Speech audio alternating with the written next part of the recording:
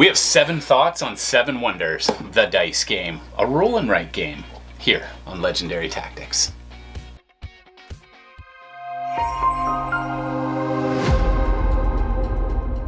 Okay. 7 thoughts, that's a lot to ask from us. 7 thoughts That's a lot. is apropos.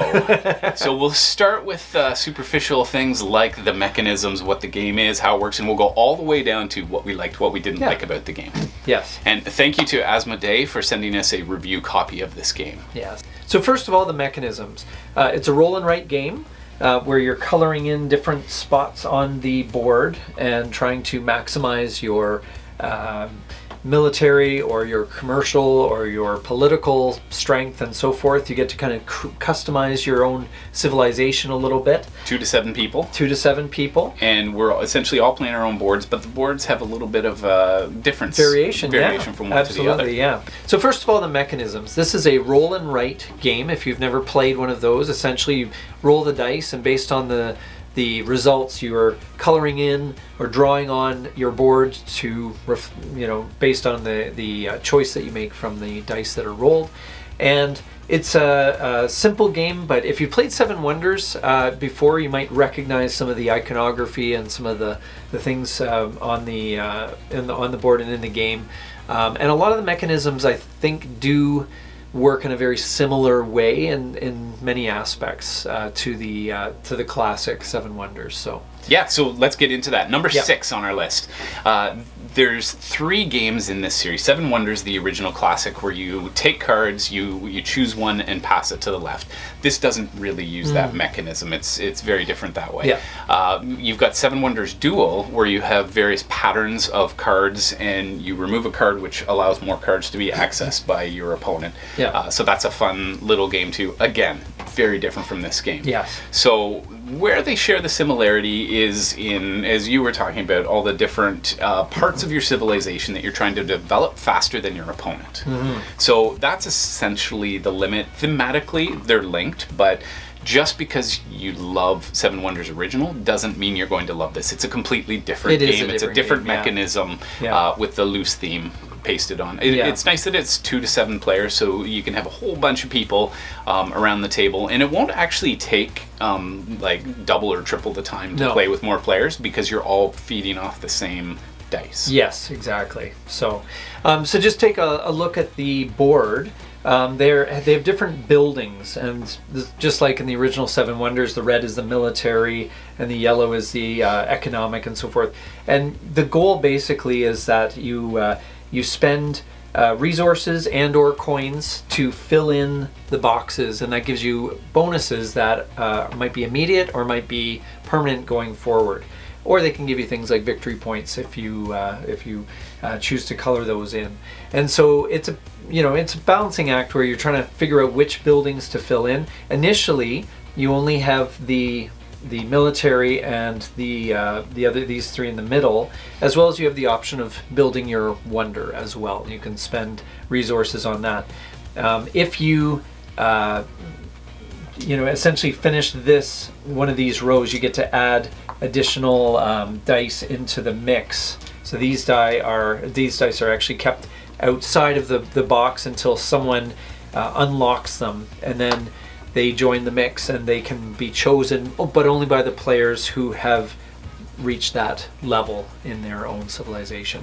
So there's a lot of that tech tree type progression where you're building up and working towards higher and higher goals.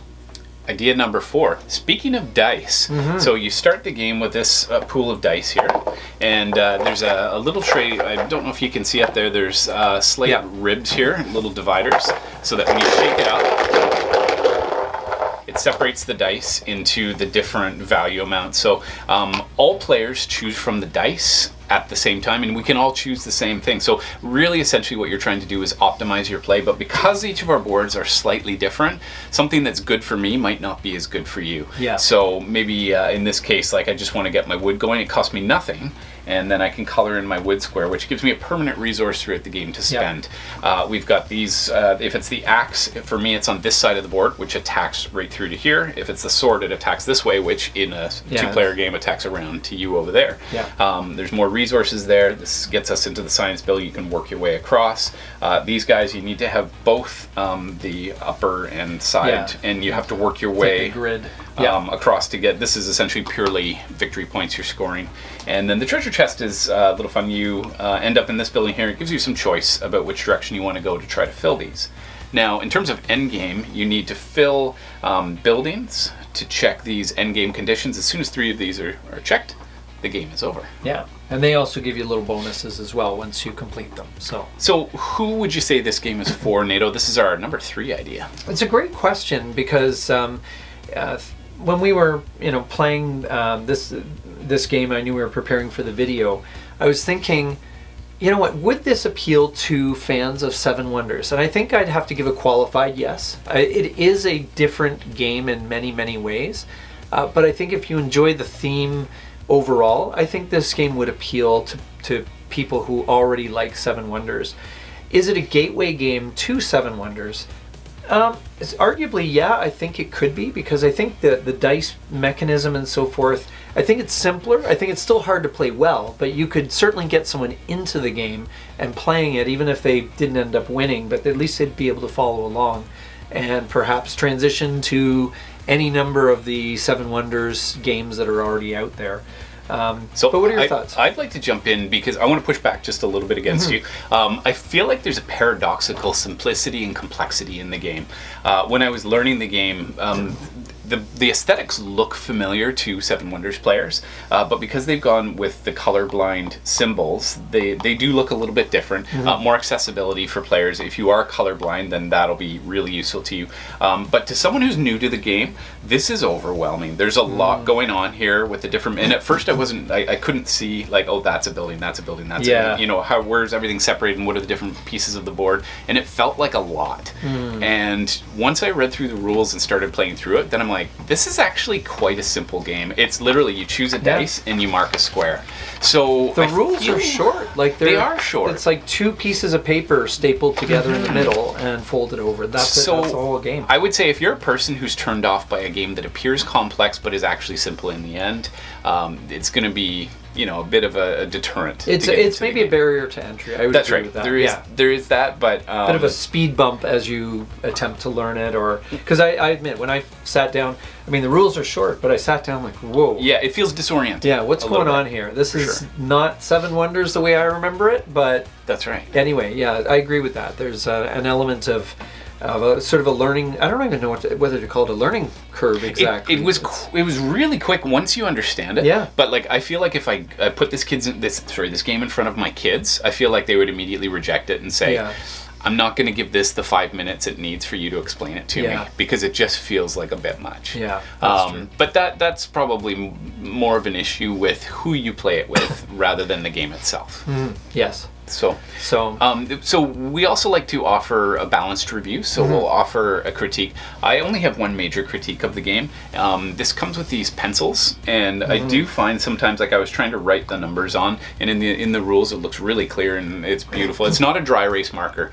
On the bright side, the dry erase markers dry up and you have to buy new ones, and that's kind of annoying. But these also, sometimes it was working well to color, other times I was having trouble like getting it to. And I wonder if you play the game a lot because you're kind of pressing down to get it to write, and you're almost creating grooves in your board. I did that right here. Yeah, for sure. So it just wasn't quite. Yeah, it wasn't showing, and so over time it would probably wear out your boards. Unfortunately, that's right. It's a minor gripe, and there's 7 boards, so you can just, if this one doesn't work, go to the next one, right? So minor gripe there, but was there anything that didn't appeal to you about it? There's a little bit that's unintuitive about the game in terms of when to spend coins and resources. Once you've got it, it's maybe part of what you were speaking of, that barrier to entry, that little speed bump.